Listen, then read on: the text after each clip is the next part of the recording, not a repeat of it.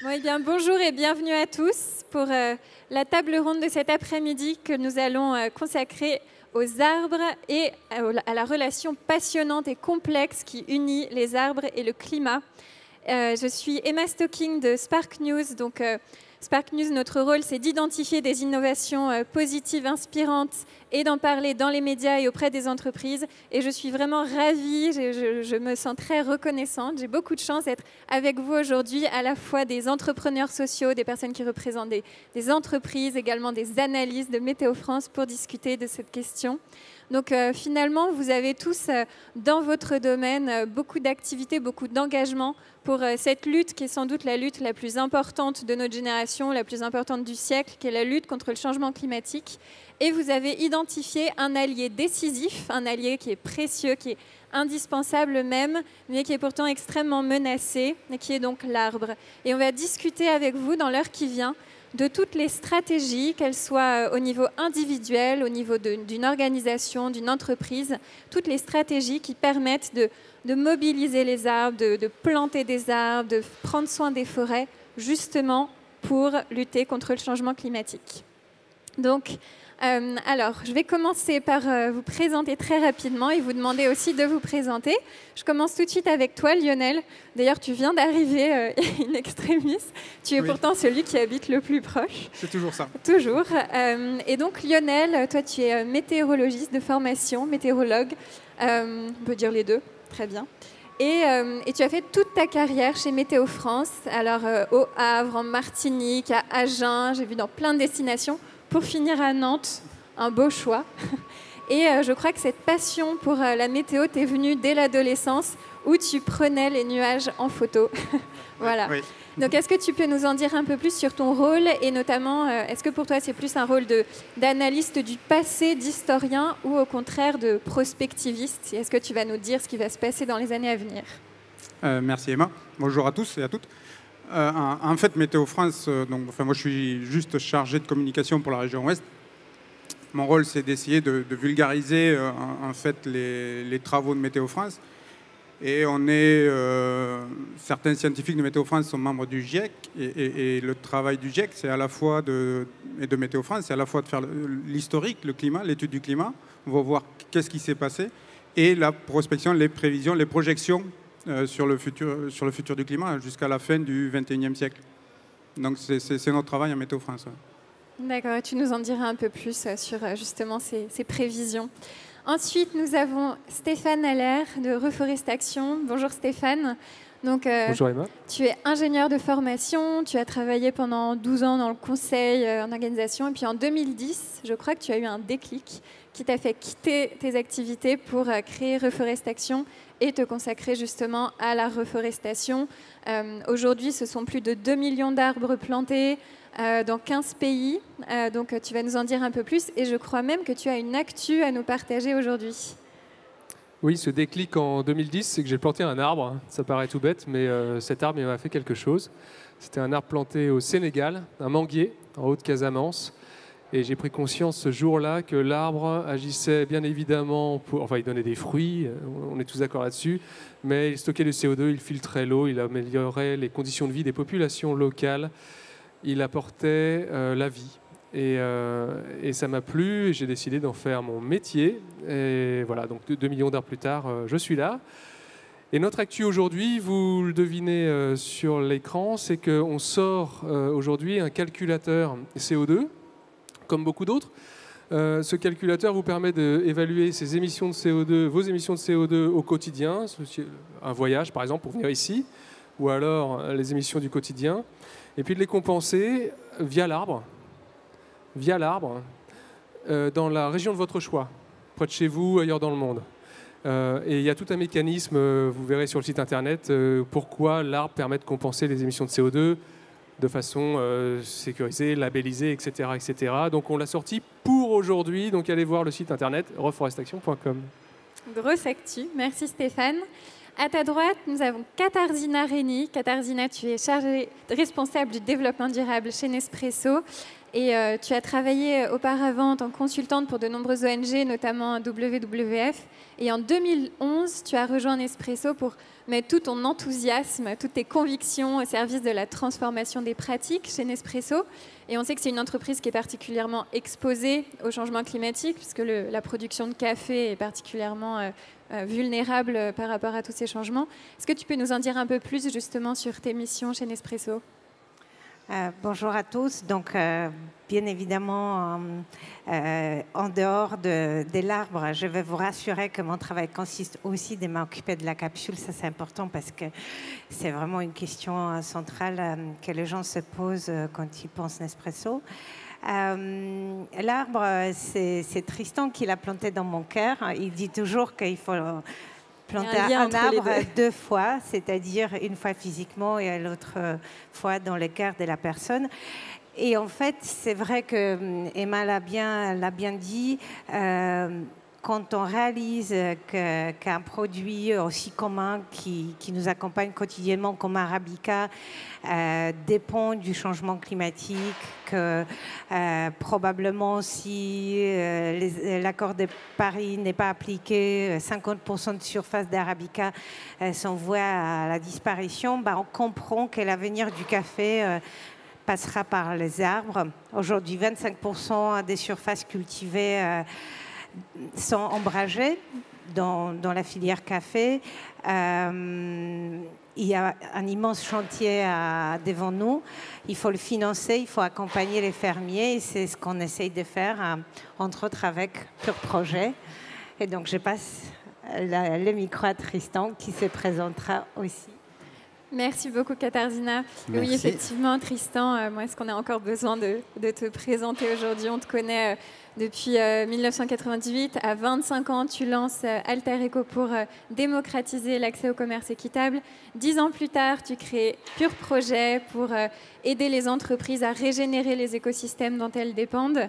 Donc, 2018, peut-être que tu as d'ailleurs un nouveau projet dans les cartons, tu nous diras ça. Et tu es aussi président de Ferme d'Avenir. Tu as écrit de nombreux ouvrages, notamment « Et si on remontait dans l'arbre ». Donc, est-ce que tu peux nous dire comment tu aides les entreprises à remonter dans l'arbre et qu'est-ce que tu fais aujourd'hui à ce niveau-là? Merci beaucoup. Je vais parler de mon déclic, puisque Stéphane a parlé de son déclic. Moi, c'est quand je m'occupais d'Alter Eco, donc les produits équitables et bio. J'achetais du cacao, entre autres, au Pérou. Et puis, un jour, il y avait une femme qui faisait une étude sur la captation des flux de carbone par les plantations d'arbres avec des cacaoyers. Et les agriculteurs, ils ne comprenaient pas du tout ce qu'elle faisait. Ils se foutaient un peu d'elle. Et je me suis dit, tiens, justement, nous, on veut compenser l'empreinte des produits Alter Eco. Et si on plantait des arbres avec nos fournisseurs de cacao? Et on a commencé à planter des arbres là-bas au Pérou. Et c'est comme ça qu'ensuite, dans ce projet, il y a 4 millions d'arbres qui ont été plantés par les agriculteurs. Et en plantant ces premiers arbres, on s'est rendu compte que ça générait des bénéfices incroyables, pas uniquement pour le climat, pas uniquement pour compenser Alter Eco, mais aussi pour améliorer la qualité et la quantité de cacao qui était produite, et aussi pour diversifier les revenus des fermiers, et aussi pour, comme ça, on a une liste de 100 bénéfices de l'arbre, donc je vais commencer maintenant. Et aussi parce que c'est beau. Voilà. Et on pourra en parler tout à l'heure. Et voilà, et c'est comme ça que du coup j'ai monté Pure Projet un peu par hasard, et qu'aujourd'hui on plante des arbres à l'intérieur des filières des entreprises, par exemple pour Nespresso, parce qu'en fait, quand j'ai commencé à planter les arbres pour Alter Eco, je ne pensais jamais que ça deviendrait mon métier. Et lors d'une conférence comme ça, j'ai parlé du fait qu'on était donc bio, équitable et qu'on plantait des arbres pour compenser notre empreinte. Et il y a quelqu'un de Nestlé qui est venu me voir et qui m'a dit « Ah, mais est-ce que vous pourriez planter sur nos sources d'eau, à Vittel et à Perrier, par exemple, pour éviter les pollutions aux nitrates ?» Et je lui ai dit « Ok, pas de problème. » Et je lui ai dit « Vous voulez combien d'arbres 1 million d'arbres. » J'ai dit « Ok. » Et voilà. Et on a monté Pure Projet. Par hasard, donc. Qui sait, peut-être qu'à l'issue de cette conférence, il y aura un autre projet qui va être lancé. Oui, et là, on est aujourd'hui ici parce qu'on est partenaire, bien sûr, de Maisons du Monde. On remonte une des filières bois de Maisons du Monde, du mobilier qui est fait pour Maisons du Monde, pour voir comment est-ce qu'on peut améliorer et renforcer, replanter des arbres avec ces producteurs pour équilibrer, si c'est nécessaire, si ce n'est pas équilibré, pour équilibrer la ressource et même être en action positive de régénération. Donc nous, c'est vraiment l'arbre dans sa dimension. L'arbre, comme tu l'as dit, Stéphane, il a de multiples bénéfices, c'est magique. Nous, l'utilise beaucoup dans le rapport aux entreprises et à l'intérieur des filières pour aider les entreprises à rééquilibrer le rapport à la nature ou à essayer d'avoir un impact positif sur la nature dont ils dépendent. Et d'ailleurs, pour finir, Nespresso, c'est aussi une entreprise de l'arbre, puisque le café est un arbre. On l'oublie souvent. Fait, ouais. Donc, ils vendent un produit qui est issu d'un arbre, et en plus, ils plantent des arbres autour des plants de café pour sécuriser ce plant de café, parce que le café vit bien en milieu forestier. Super.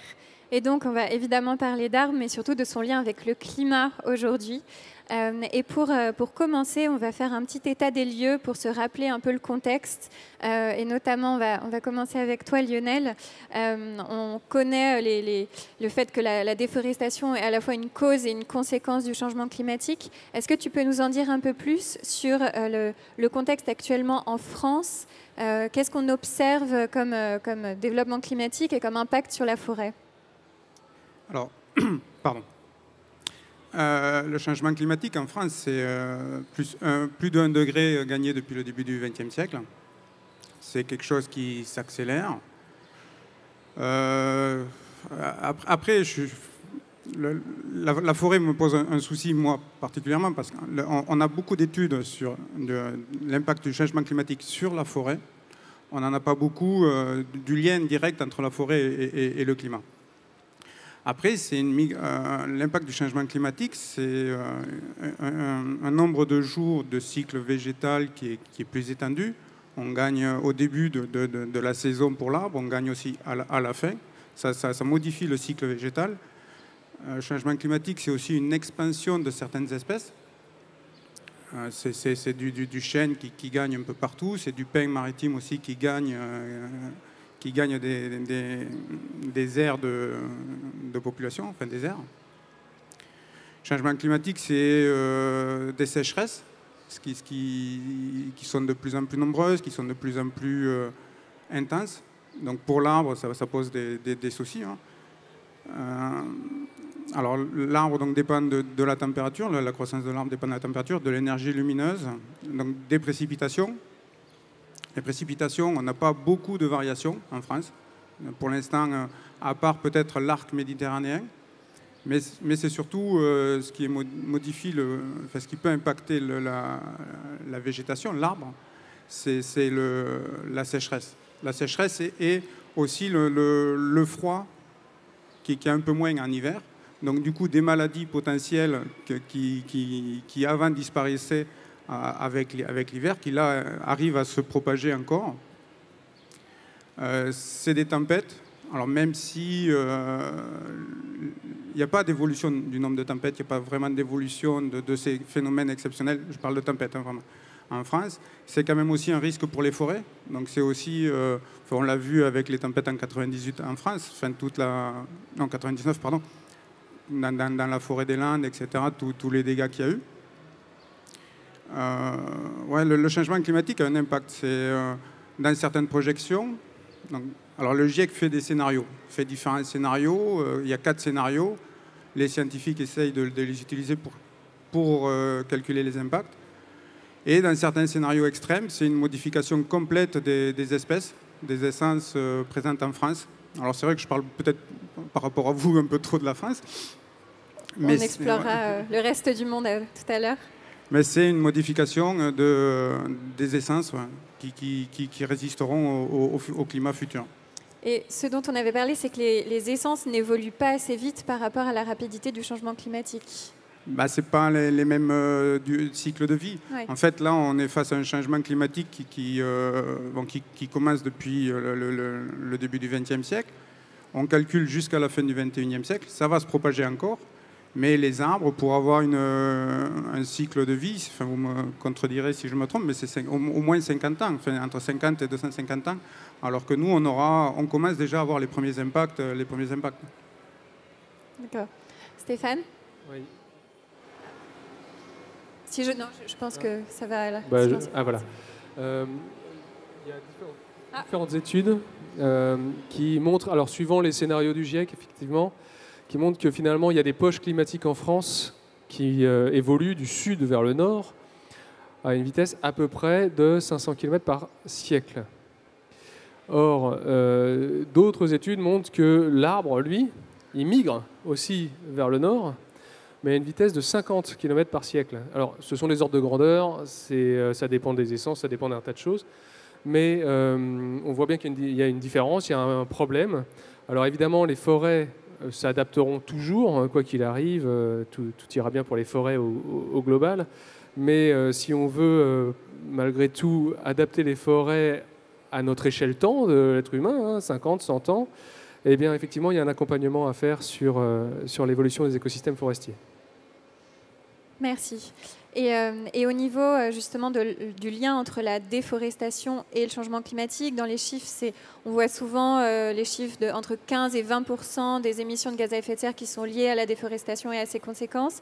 Est-ce que ce sont des chiffres que vous confirmez et que vous avez pu voir dans différentes études? Oui, c'est en gros entre 18 et 25% en incluant l'agriculture.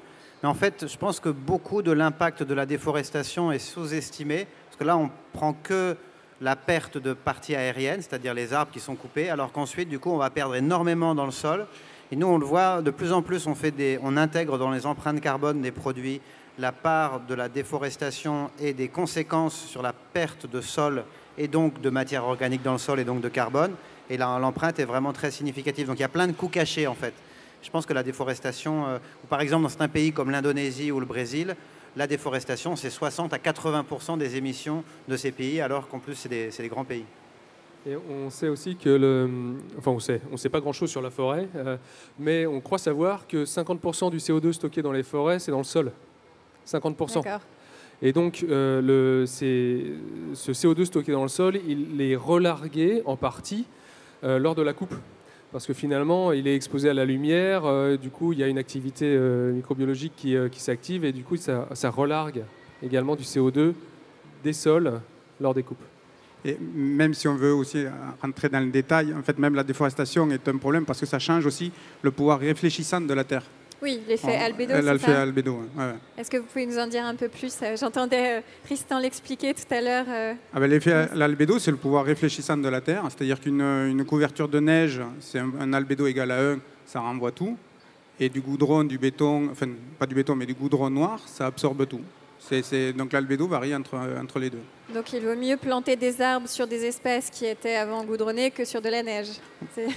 C'est exactement ça. Oui. Mais pour replanter des arbres, faut effectivement faire attention où est-ce qu'on les replante. Oui. Parce que suivant si on les replante sur des zones... alors l'éléphant est effectivement sensible à la forêt, mais si on replante sur des sols qui étaient plutôt type sable, ou une couleur assez claire, replanter des arbres à cet endroit-là peut être un problème. Faut faire attention où est-ce qu'on replante des arbres. Oui, c'est pas si simple en fait de se dire on va replanter des arbres et ça va tout résoudre. Bon, on se fait pas interrompre par un éléphant tous les jours, donc tant qu'il nous arrose pas. Voilà, en plus il nous arrose un peu. Il rafraîchit l'atmosphère. Et justement, donc cette question de où planter des arbres, comment les planter. On comprend bien que c'est urgent, qu'il y a urgence aujourd'hui d'inverser la tendance et de replanter les arbres, mais quelles sont les stratégies à mettre en œuvre? Quelles sont les zones géographiques où il est le plus urgent de planter des arbres? Ça va nous amener à ce qui est déjà fait, ce qui est déjà en cours. Il nous déconcentre un peu, cet éléphant. Katarzyna, par exemple, est-ce que tu peux nous parler de ce que fait Nespresso en termes de reforestation et d'agroforesterie pour essayer au moins de compenser vos émissions? Donc, ça a été dit au départ de la conférence, effectivement, le café fait partie de ces espèces qui, en état sauvage, poussent dans la forêt. Donc, les caféiers étant une essence forestière, tout ce qui est culture en plein soleil n'est pas propice à l'épanouissement de cette espèce. Donc, mais une fois qu'on a compris ça, c'est pas pour autant que c'est facile et qu'il suffit de planter les arbres. En fait, les enjeux de cette filière sont très complexes. On a effectivement le problème des revenus des fermiers.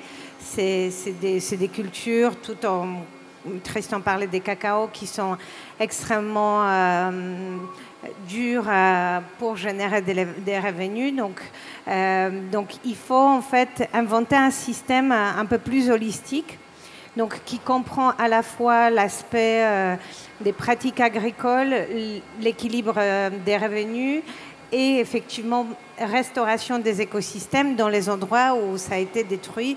C'est heureusement pas 100% des cultures, hein. Il y a encore des forêts des cafés en Inde avec des paysages absolument sublimes où il faut presque un peu couper les branches plutôt que planter. Donc la situation est quasiment à étudier au cas par cas.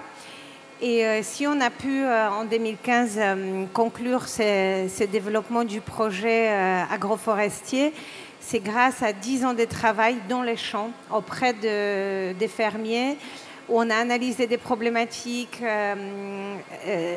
trouvé les meilleurs leviers pour à la fois accompagner les fermiers, faire remonter leurs revenus, faire remonter la production des cafés.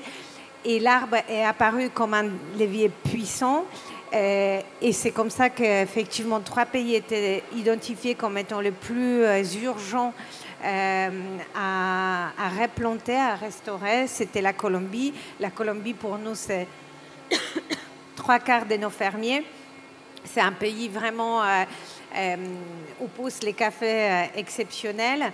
C'est l'Éthiopie. L'Éthiopie, c'est un des pays qui sera les plus exposés aux effets des changements climatiques dans le monde du café. Donc, effectivement, les Éthiopiens, ils ont terriblement besoin des arbres pour être plus résilients à ces changements. Et Guatemala, qui est effectivement le 3e pays où les projets agroforestiers étaient plantés. Donc, on était amené finalement à travailler avec Pure sur la base d'une expérience de longue date. Et la compensation carbone n'en était pas du tout un objectif. C'était un bénéfice, un des 100 bénéfices positifs de ces projets. Et effectivement, les calculs de nos émissions nous a permis de donner l'échelle de l'engagement, de se dire bon bah il faut trouver une échelle qui fait sens et puis qui surtout donne le poids à ces projets. Et c'était effectivement les bilans carbone retranscrits aux arbres, mais en aucun cas ce n'était pas un objectif au départ. Voilà. Et ça a été difficile pour toi en interne de mettre en place ces pratiques de reforestation, de compensation? Ça n'a pas été difficile au sens que c'était un fruit de 10 ans de travaux où effectivement l'agroforesterie s'est imposée comme modèle cible pour la culture. Après, dans ces pays-là, il y a tellement à faire, vraiment tellement à faire entre les infrastructures, les faits qu'il faut renouveler déjà les caféiers eux-mêmes. C'est après l'arbitrage des priorités des investissements. Mais nous, en France, on avait justement eu envie de se dire, bah oui, si on peut, à travers cet arbre qui est planté une 2e fois dans les cœurs de nos clients, créer d'engouement autour de ces sujets, c'est peut-être la meilleure chose qu'on puisse faire. Et c'est un peu comme ça aussi qu'on a conçu notre partenariat et qu'on essaye par beaucoup de moyens d'y parvenir. Merci. Et peut-être, Tristan, du coup, tu peux nous en dire un peu plus sur ce passage de l'offsetting à l'insetting, de la compensation carbone à finalement la prise en considération de toutes les externalités positives au sein de la chaîne de valeur. Oui, je trouve qu'en plus, l'exemple de Nespresso est excellent. Je peux peut-être expliquer très concrètement comment ça se passe. Donc, quand on a rencontré Nespresso, on est parti visiter les 11 principaux lieux où Nespresso s'approvisionne en café dans 11 pays différents. Et on a fait un diagnostic pour chacun. Donc, il y avait des endroits où il n'y avait pas besoin d'arbres. On a reçu une leçon d'agroforesterie, comme en Inde. Il y avait des endroits où c'était très mécanisé, très intensif, comme au Brésil, et ce n'était pas la priorité des producteurs. Et il y avait des endroits où, au contraire, ça avait beaucoup de sens, il y avait beaucoup de potentiel. Par exemple, en Éthiopie, les gens sont extrêmement pauvres, ils vont gagner 150 à 200 euros par an de revenus nets disponibles pour des familles où il peut y avoir parfois 20 membres de famille, il peut y avoir un ou plusieurs femmes. Donc là-bas, l'enjeu, c'était surtout social, d'apporter des revenus complémentaires au café. Au Guatemala, c'était des producteurs à 2 endroits. Et c'était plutôt pour un des enjeux pour eux, c'était de réduire l'érosion. En Colombie, c'était beaucoup lié à la gestion de l'eau. Donc, on a choisi ces 3 pays pour commencer des projets et suivant les structures qui étaient en place, calibrer la taille du projet. Par exemple, en Colombie, donc Nespresso achète à la Fédération nationale des caféiculteurs. Ils ont 500 000 caféiculteurs membres et ils doivent avoir 4 000 salariés pour suivre tous les caféiculteurs. Et dans 2 zones, en particulier des zones qui étaient auparavant touchées par des conflits, par exemple, ou les narcotrafiquants. Et en plus, il y avait des endroits où il y avait peu de couverture forestière. On s'est dit, tiens, là, c'est intéressant, ça va vraiment être utile et il y a vraiment du potentiel. Donc, on a démarré ces projets en Éthiopie. Donc, en Éthiopie et en Guatemala. Au Guatemala, par exemple, il n'y avait pas de structure. Donc, on avait juste avec des petits producteurs perdus dans la montagne, dans une zone en plus assez dangereuse de narcotrafiquants aussi. C'est à la frontière avec le Mexique. Il y a souvent les narcotrafiquants dans l'histoire. Et c'est pour ça que le café, c'est important, parce que c'est aussi un vecteur de paix. D'ailleurs, Nespresso a lancé un café qui s'appelle Aurora de la Paz, l'aurore de la paix. Et quand on a une réunion annuelle avec Nespresso, avec toutes les ONG qui aident Nespresso, parce qu'il y a différents programmes. Nous, on fait l'agroforesterie, mais il y en a qui font un système de paiement de retraite pour les agriculteurs, un autre qui travaille sur l'eau, etc. Et on se réunit une fois par an. Et là, cette année, c'était en Colombie avec le président colombien, qui voulait justement valoriser les initiatives qui permettent de tous les industriels comme Nespresso qui vont dans des zones qui étaient auparavant des zones de conflit pour replanter du café, proposer une alternative à la coca. Donc c'est aussi un des gros services de l'arbre parfois, le service social. Et donc on calibre les projets suivant les besoins sur place, soit les besoins sociaux, environnementaux, sociétaux.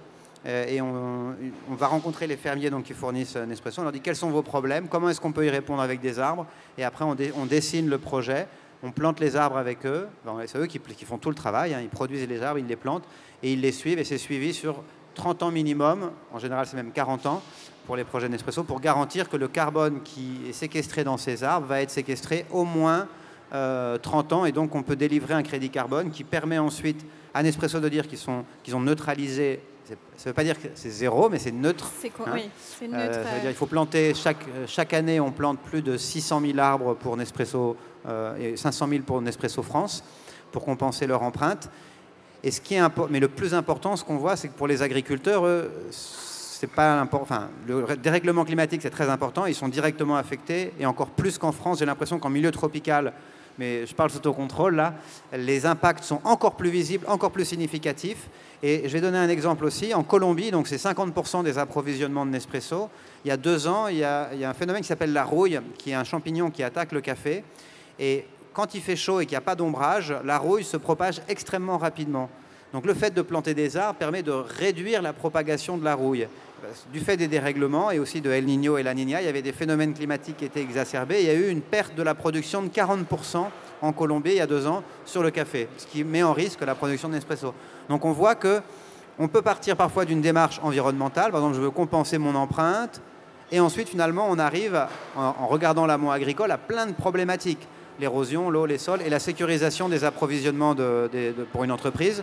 C'est une manière d'illustrer que l'arbre est vraiment un outil extraordinaire, le meilleur investissement qu'on puisse faire sur Terre, je pense, parce qu'il génère plus de 100 services, à la fois pour les agriculteurs, pour les entreprises et pour chacun de nous, et aussi parce qu'on aime tous les arbres. Je pense qui n'aime pas les arbres dans la salle? Levez la main.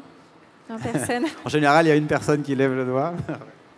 Merci. Et justement, très, très bonne transition. Lionel, tu voulais ajouter quelque chose, non?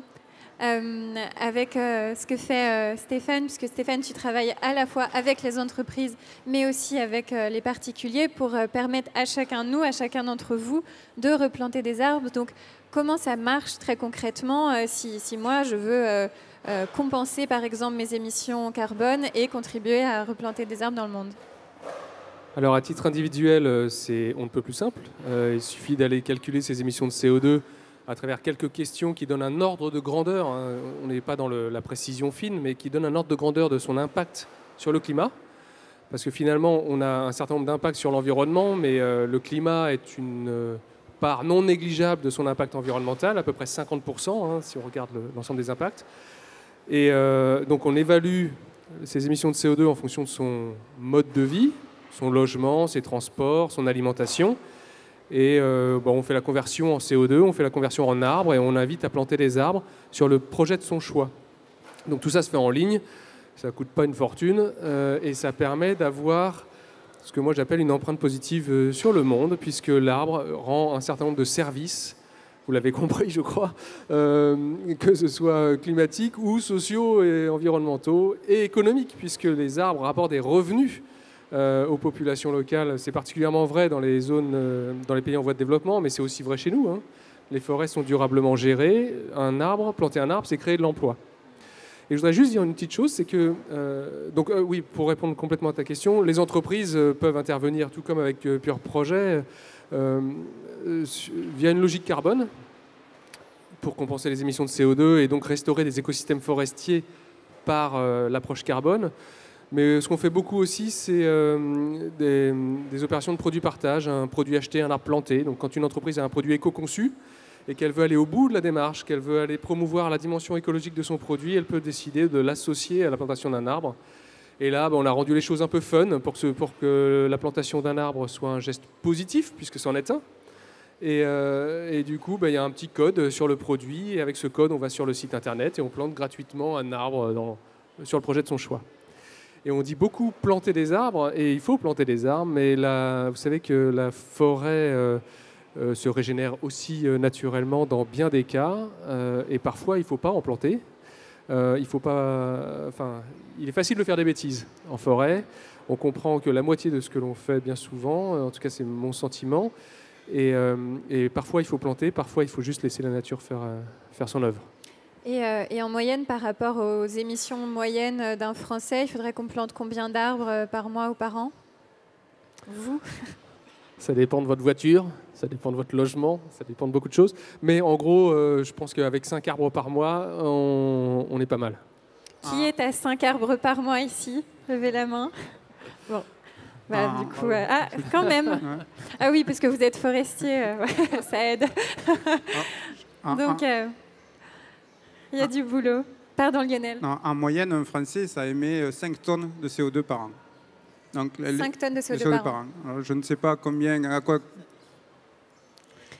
C'est légèrement supérieur à la moyenne mondiale. Et ça, c'est si on fait uniquement un inventaire au niveau national. Mais si on compte l'empreinte carbone, c'est-à-dire toutes nos importations, etc., là, l'empreinte est beaucoup plus élevée. On arrive à plus de 7 tonnes. À plus de 7 tonnes. Et en termes de planète, il faudrait plus de 2 planètes, je crois, pour subvenir aux besoins des Français, si tout le monde vivait comme un Français. Ah oui, c'est ça, oui. Mais c'est plus que le CO2, là, c'est 3,5. 3,5 pour les Français, oui. Puisque c'est au mois de mars, je crois, ou au mois d'avril, à partir du mois d'avril ou de mars, qu'on vit à crédit sur la planète. Ah oui, le World Overshoot Day, la journée de dépassement, qui recule chaque année. En gros, c'est une journée dans l'année au-delà de laquelle tout ce qu'on consomme ne sera pas régénéré par la Terre, que ce soit les poissons, tout ce qu'on consomme, en fait, l'eau, etc. On puise dans le stock des écosystèmes. Donc on n'exploite pas uniquement ce que les écosystèmes produisent tous les ans, on puise dans le stock. Donc forcément, ça pose un vrai problème. Et c'est vrai que cet Overshoot Day, eh bien, il est de plus en plus tôt dans l'année. Et la moyenne mondiale, c'est 2 planètes et demie, mais c'est vrai que les Français, c'est un peu plus que ça. Et puis le pire dans le monde, je crois que c'est le Canada, et puis voilà, Israël aussi, je crois. Le Canada émet plus de carbone que les USA, par exemple. Par habitant. Pourquoi? À cause du chauffage, par exemple? Oh, je pense, oui. Dans le détail, je ne sais pas, mais je pense que c'est effectivement le chauffage. Et petite question avant qu'on en vienne justement à tous vos conseils pour vivre en émettant le moins de carbone possible. Lorsqu'on parle de climat, on pense bien évidemment aux accords internationaux et notamment au COP, à la COP 21, aux accords de Paris. Est-ce que vous pensez que ces accords font suffisamment de place aux arbres, à la forêt, à la reforestation, au niveau des États, mais aussi au niveau des conseils, des indications pour les entreprises, par exemple? L'accord n'est pas là, je crois, vraiment pour donner des conseils. Il est là pour fixer un objectif. Donc le GIEC est en train de travailler sur l'accord de la COP21, parce qu'au départ, le chiffre annoncé de 1,5 degré n'était pas, entre guillemets, prévu. Donc là, fin de l'année, ils vont sortir un rapport spécial 1,5 degré. Et ensuite, en fonction de cet accord-là, c'est chaque État qui fournit une contribution nationale, c'est-à-dire un objectif qui est affiché par chaque pays. L'inconvénient, c'est qu'à l'heure actuelle, les objectifs affichés, si on les prend tous, si on fait tous la somme, on dépasse les 1,5 degrés. Donc, du coup, pour répondre directement à ta question, je ne sais pas si ça fait assez de place à la forêt. Ce qui est sûr, c'est qu'il faut qu'on appuie sur les gouvernements, sur les États pour forcer vraiment des objectifs plus ambitieux. Merci. Oui, Stéphane ? À chaque COP, la forêt est abordée et c'est un des sujets majeurs, et notamment via la lutte contre la déforestation. Donc je crois que le sujet de la forêt est bien présent. Est-ce que ça se traduit en effort derrière suffisant ? La réponse est non. Je crois qu'il n'y a pas débat là-dessus. Mais en tout cas, le sujet est bien identifié. Ouais. Katarzyna ? Du point de vue entreprise, c'est sûr que ce type d'événement, en plus la COP en 2015 étant à Paris, il y a eu une forte mobilisation des entreprises à ce moment-là. Donc ça joue son rôle de mobilisation et d'un moment un peu de... Tous ensemble, on a envie de prendre des objectifs et de démontrer que les entreprises ne sont pas que source des problèmes, elles sont tout autant source des solutions. Après, il y a peut-être en France cette particularité, c'est qu'on a tendance à cliver, c'est-à-dire il faut choisir entre moins émettre et faire de l'adaptation où la compensation est un grand mot. Donc non, il ne faut pas choisir, il faut faire ça et ça. Et nous, par exemple, je trouve qu'on souffre un tout petit peu à se dire oui, mais à quoi bon dépenser tout cet argent avant de... c'est un faux débat parce que bien sûr qu'il faut réduire, il faut recycler les capsules, il faut aller au bout des machines, il faut les réparer, etc. Et il faut acheter de l'électricité verte, il faut vraiment essayer de réduire, mais... On ne peut pas se contenter de faire ça en étapes. L'urgence est telle qu'il faut justement trouver des moyens. Nous, on puise dans nos actions commerciales et marketing pour financer ces projets. Et il y a peut-être, à mon sens, un petit peu des encouragements sont très timides de ce type de démarche. Voilà ce que...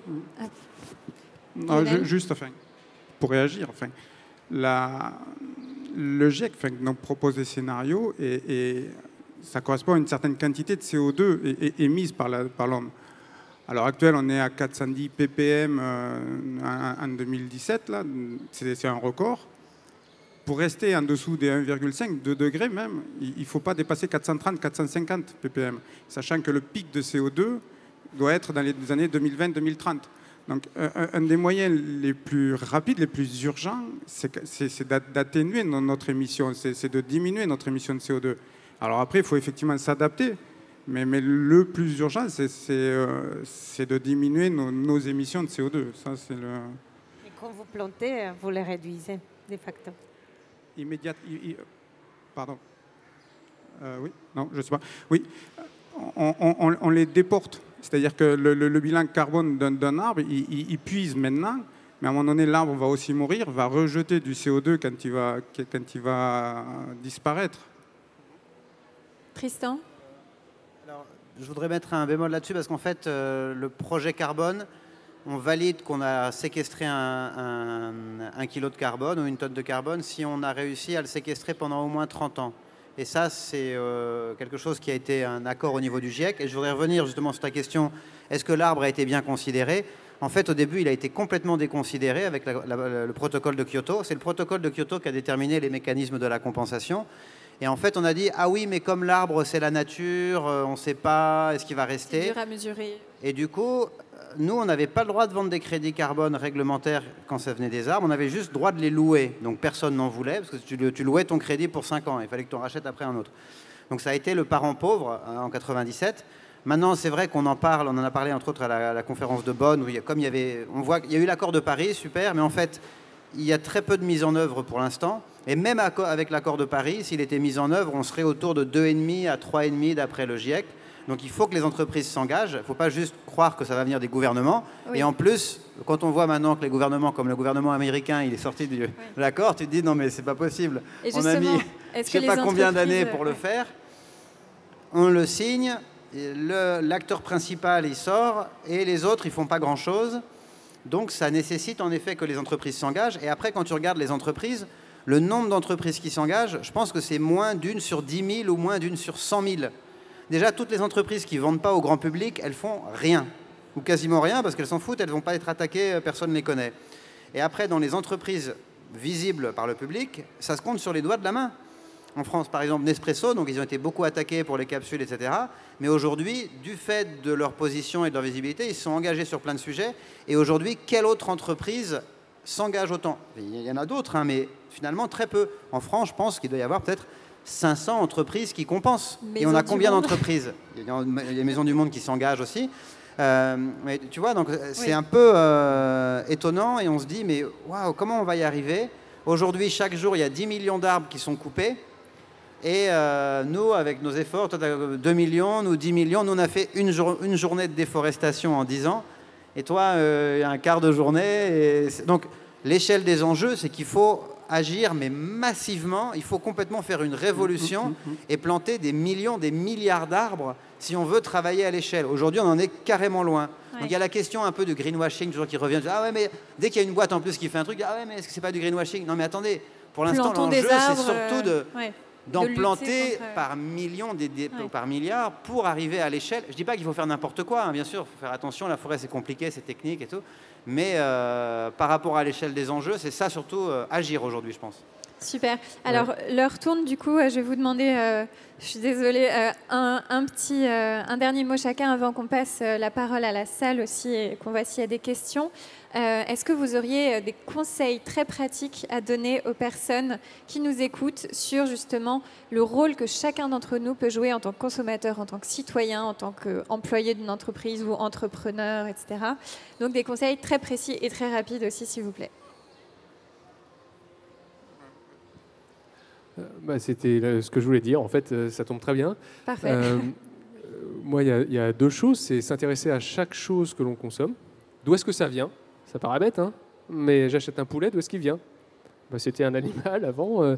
Voilà. Est-ce qu'il a été en cage ou pas? Voilà. Donc ça, c'est le premier réflexe, c'est d'où est-ce que ça vient? Est-ce que ça répond à mon éthique personnelle? Ça, c'est la question, je crois, qui est au centre de tout. Et moi, mon rêve, c'est de mettre l'arbre au cœur du quotidien de chacun, au quotidien, c'est-à-dire tous les jours, eh ben, je sais que j'ai fait une action pour l'arbre, pour la forêt, parce que l'arbre, ce n'est pas un sujet parmi tous les autres. Moi, j'ai acquis le sentiment, la conviction que c'était le sujet. Et alors évidemment, si on se mettait tous à planter 5 arbres tous les mois, bon, il faudrait effectivement 5 terres pour accueillir les arbres, mais on n'en est pas là déjà. Et ensuite, en se posant cette question de d'où est-ce que ça vient, quel est l'impact, et j'agis pour l'arbre parce qu'il a des tas de co-bénéfices. Vous aviez une conférence d'1 heure là-dessus juste avant. Oui. Pour moi, la clé, elle est là. Merci. Lionel, rapidement. Rapidement, moi j'aimais bien sa phrase, son leitmotiv de choisir sa consommation en fonction de son éthique et dans le but de réduire les gaz à effet de serre, les différents gaz à effet de serre, parce que là on parle du CO2, mais il y a aussi le méthane et le protoxyde d'azote. Enfin, c'est aussi qui ont des pouvoirs dévastateurs plus forts, qui sont moins connus, qui en moins grande quantité, mais en fait, c'est ça, le but c'est de réduire les différents, dans notre quotidien, de réduire les émissions de gaz à effet de serre. Katarzyna, Tristan? Moi, je pense qu'en tout cas, là, je prends la parole comme un particulier qui, effectivement, se donne chaque année un nouveau défi pour progresser. C'est-à-dire personne dans cette salle n'est pas irréprochable sur son façon de voyager, sur sa façon de consommer. On a chacun une marge de progrès. Donc, soyez bienveillants avec vous-même. quelle que soit l'ampleur de cette action, essayez juste de construire dessus. Voilà, j'y suis arrivée avec ça, je peux arriver avec un nouveau élément. Choisissez aussi avec vos tripes, c'est à quoi vous tirez, ce que vous tenez aussi, parce qu'il y a tellement de choses à faire entre. Il ne faut pas opposer les causes sociales, les causes environnementales. Enfin, tout ça est un tout. Plus vous soyez bienveillant avec vous-même, plus vous allez prendre plaisir à les faire. La joie comme ingrédient. Et voilà, et recycler les capsules aussi au passage. Tristan, pour finir. Oui, moi je suis d'accord, la joie. On appelait ça le militantisme jubilatoire chez Altereco. Le militantisme rend heureux. Il y a un ancien militant jubilatoire là dans le coin. Une action très simple pour réduire son empreinte sur la forêt, c'est de réduire sa consommation de produits carnés, en particulier de bœuf. Donc moins de hamburgers chez McDonald's ou ailleurs. Parce qu'en fait, 90% des causes de la déforestation, c'est agricole. C'est pour des raisons agricoles, ce n'est pas le papier ou le bois. Au contraire, il faut acheter des tables en bois, il faut acheter du matériel en bois. Mais par contre, donc 90% c'est d'origine agricole et 70% de ces surfaces agricoles, c'est pour nourrir le bétail. Et donc ça veut dire que 60% des causes de la déforestation, c'est directement lié à notre consommation de produits carnés, en particulier le bœuf, parce que la vache, ça consomme beaucoup et puis ça émet aussi beaucoup du méthane, etc. Et donc voilà, c'est un exemple simple, peut-être en réduisant sa consommation de viande. Ça permet aussi, quand on achète un peu moins de viande, d'avoir un meilleur budget, peut-être pour acheter plus de produits bio et plus de produits locaux, et donc à nouveau de réduire son empreinte. Et ça rend heureux aussi, ça fait plaisir quand on consomme plus intelligent et plus léger. Et on n'a pas besoin de manger 80, je crois qu'en France on est à 84 kilos de viande par an. Et on n'a pas besoin d'autant de protéines. C'est complètement. On est obsédé par la viande. J'ai l'impression qu'on veut en mettre partout et de très très mauvaise qualité. Donc c'est peut-être un axe pour chacun. La vache, en tout cas, c'est l'ennemi numéro 1 de la forêt. Et je pense que c'est pour ça que les vaches sont sacrées en Inde, parce que les sages avaient vu que si en effet tout le monde se mettait à manger de la vache, ça allait être le bazar. Il n'y aurait plus de forêt. Donc rendons les vaches sacrées. Alors s'il y a des éleveurs ici et qui nourrissent avec leur foin et tout, c'est pas du tout une attaque contre les éleveurs ni rien, mais je pense qu'on est dans une boulimie et l'élevage industriel qui n'a aucun sens avec des animaux qui sont alimentés avec du tourteau de soja OGM qui vient du Brésil et issu directement de la déforestation. Est-ce qu'on a envie de manger ça dans nos assiettes ? Je ne crois pas. Donc, je crois que c'est ça le chiffre. 80% des tourteaux de soja qui sont utilisés pour l'alimentation animale en France viennent du Brésil. Donc finalement, les OGM, on en mange si on mange de la viande de ce type-là. Le message est passé. Donc merci beaucoup. Alors, est-ce que des personnes veulent poser des questions dans la salle ? Oui, j'en vois plusieurs. Alors merci de faire des questions les plus courtes possibles. Le micro arrive. Bonjour. J'ai une question à l'intention spécifiquement plutôt côté Nespresso et Pur Projet. Ouais, plus fort, merci. Donc la démarche est effectivement très bénéfique et à la fois pour les producteurs et en amont et en aval de la filière pour simplifier. En revanche, quand on fait la taille de Nespresso, comment on fait pour passer cette démarche à l'échelle sur l'ensemble de son approvisionnement en fait ? Parce que Pur Projet, vous avez aussi des moyens limités. Voilà, et je pense que l'approvisionnement en café Nespresso est quand même assez massif. Donc voilà, comment on passe à l'échelle sur ce type de démarche ? Déjà, pour le marché français, c'était une décision de notre direction qui se dit, voilà, on peut allouer nos moyens à différentes choses, à la publicité, à embellir nos boutiques. Et là, c'était une décision d'allouer ces montants-là au projet agroforestier. Effectivement, vous avez raison, même si on est les premiers marchés Nespresso dans le monde, la France, c'est pas tout. La question se pose au niveau du groupe. Ils nous regardent. Ils regardent aussi à la fois l'impact des projets, parce que Nespresso, sur la période 2014-2020, va investir 400 millions d'euros dans la filière café. L'agroforesterie est un projet important, mais clairement pas essentiel. Donc, il y a différents types à la fois des démarches avec des ONG. On participe énormément dans les projets multi-acteurs ou sur l'échelle d'un pays comme Brésil, on va agir, ou en Colombie, sur les bassins versants qui alimentent 500 000 personnes. Donc, c'est des grandes coalitions. On fait beaucoup du cofinancement. En Éthiopie, l'équivalent du projet planté avec Pure Projet est planté avec la Banque mondiale. Donc, on est connecté au système à la fois des acteurs qui financent ce type de projets, donc on n'est pas toujours les seuls à porter ces initiatives. Et puis, il faut aussi avoir un business model, c'est sûr, hein, qui permet ces financements. C'est-à-dire, aujourd'hui on dit oui, Nespresso c'est cher, oui, mais ça finance tout ça derrière. Autre question? Allô? Bonjour.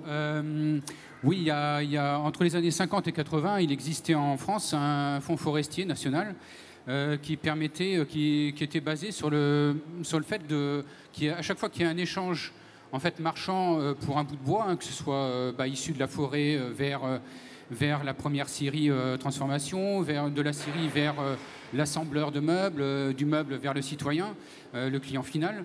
Il y avait un fonds forestier qui permettait de verser un petit pourcentage à chaque fois qu'il y avait une transaction en fait, sur un morceau de bois de cette manière-là. Bon, ce fonds forestier national a permis de planter énormément de forêts de résineux, notamment d'essence à croissance rapide. L'idée étant de rentrer sur le marché international du bois et de rendre la France compétitive, quoi, en fait. Hein.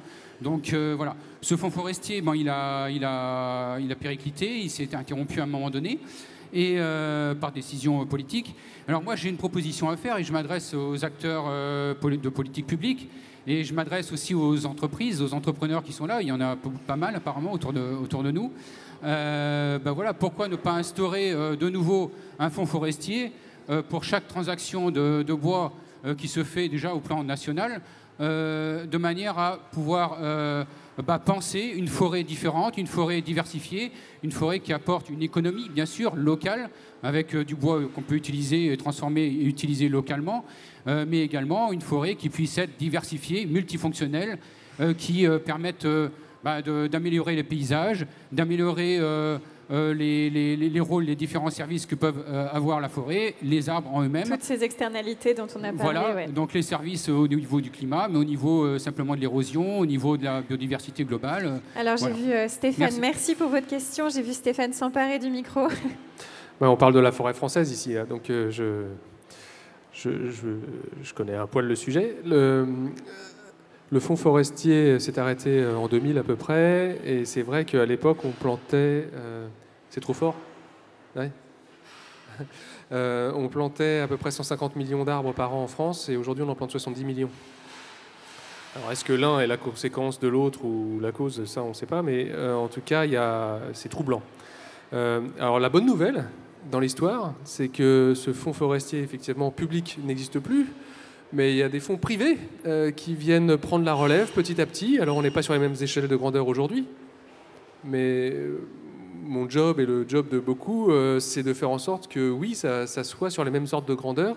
Et le fait que ça vienne de fonds privés, comme vous le suggériez, je trouve ça pertinent, je trouve ça intelligent. Parce que finalement, quels sont les usagers du bois? Ce sont finalement les industriels et les consommateurs, et que voilà, que ce n'est pas forcément à l'impôt de payer le renouvellement de la forêt française. Merci. Alors on a le temps pour une dernière question. Oui, bonjour, Aurélien Sautière, je suis le directeur d'FSC France. Pendant la COP21, FSC, on avait fait un manifeste et on avait insisté sur le fait qu'il ne fallait pas insister que sur la question du carbone, parce que si on restait que sur le carbone, ça pouvait être dangereux pour les forêts. Et c'est un peu en lien aussi avec la plantation, avec ce risque potentiel de transformer les plantations en puits à carbone et qu'on oublie totalement les questions de diversité, d'épuration de l'eau, etc.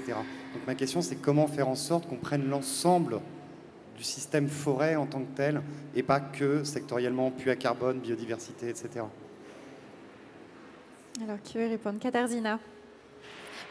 Sur toute petite échelle de nos projets, justement, le conseil qui nous a été immédiatement fait, c'est que choisissez surtout pas les essences qui vous arrangent. Il faut donner le libre choix aux fermiers de choisir l'essence qui correspond le plus aux besoins qu'ils ont envie de cultiver. On est la seule bémol qu'on met à ces choix, c'est qu'il faut que ce soit des essences natives du pays. On ne plante pas l'eucalyptus en Afrique, par exemple. Mais autrement, et des fois, c'est des vrais arbitrages parce que les fruits fruitiers, qui sont ceux qui sont les plus convoités par les fermiers, sont particulièrement peu intéressants du point de vue carbone. Mais il faut qu'on vive avec. C'est-à-dire, et c'est pour ça que j'ai insisté sur le fait que les carbones n'étaient pas vraiment pour nous les filtres. Il était une externalité positive, mais vous avez tout à fait raison. C'est-à-dire que si on se met à planter, et des fois il faut choisir, c'est-à-dire un arbre qui séquestre, c'est pas le même arbre qui procure des revenus, et que ces arbitrages s'imposent, mais clairement il faut aller dans le sens des gens qui en bénéficient directement. Merci. Tristan, tu veux rajouter quelque chose? Oui, justement, on a un outil qu'on appelle le monétiseur et qui permet de monétiser tous les services écosystémiques rendus par les arbres sur la base de toutes les études scientifiques qu'on a trouvées sur les bénéfices de l'arbre. On en a trouvé 1200 et on les a mis dans une matrice. Et ça nous permet, par exemple, pour Nespresso, de calculer qu'en Colombie, oui, il y a un bénéfice carbone. En général, c'est 30 à 40 centimes par arbre et par an, le bénéfice carbone. Mais en tout, tous les autres bénéfices, c'est entre 14 et 20 $. Donc c'est beaucoup plus que juste le service carbone, et ça, il faut le valoriser, le monétiser. Enfin, on prend l'argent parce que c'est ce qui est un dénominateur commun, mais l'objectif, c'est pas de vendre chacun des services. Et on développe des études avec des universités. Donc, par exemple, Harvard University, des étudiants qui sont allés en Éthiopie pour voir quel est l'impact potentiel des arbres sur l'impact socio-économique pour les producteurs de café. Je reste sur Nespresso. On a fait une étude en Colombie sur l'impact des arbres pour réduire l'érosion des sols, et une autre aussi sur l'eau, une autre sur la biodiversité, en prouvant qu'une parcelle agroforestière de café, il y a une présence beaucoup plus importante d'oiseaux et d'insectes pollinisateurs que sur une parcelle où il n'y a que du café. Donc c'est tous ces outils qu'il faut valoriser avec des universitaires, avec des scientifiques, pour valoriser l'arbre et montrer que c'est bien plus que quelque chose de joli pour aller se promener le dimanche ou juste pour séquestrer du carbone. C'est vraiment le meilleur allié sur Terre.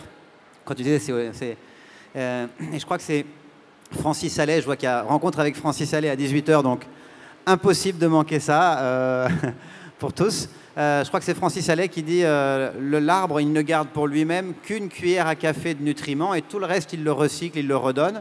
Donc c'est exactement l'opposé de l'homme en fait. Nous, on prend tout et on jette des déchets que la nature a du mal à réutiliser, et l'arbre, il fait tout le contraire. Il prend tous les déchets et il les recycle, l'eau, l'air, etc. Donc c'est l'inverse de l'homme, c'est notre partenaire idéal en fait. Voilà. Auprès de notre arbre, nous vivrons heureux. Merci beaucoup à tous, merci à la salle. Et donc effectivement, prochain rendez-vous, 18h, Francis Allais. Et Tristan, effectivement, je crois que tu fais une dédicace derrière les gradins à partir de 17h30, donc maintenant. Voilà, donc si vous voulez poursuivre les discussions. Merci à tous.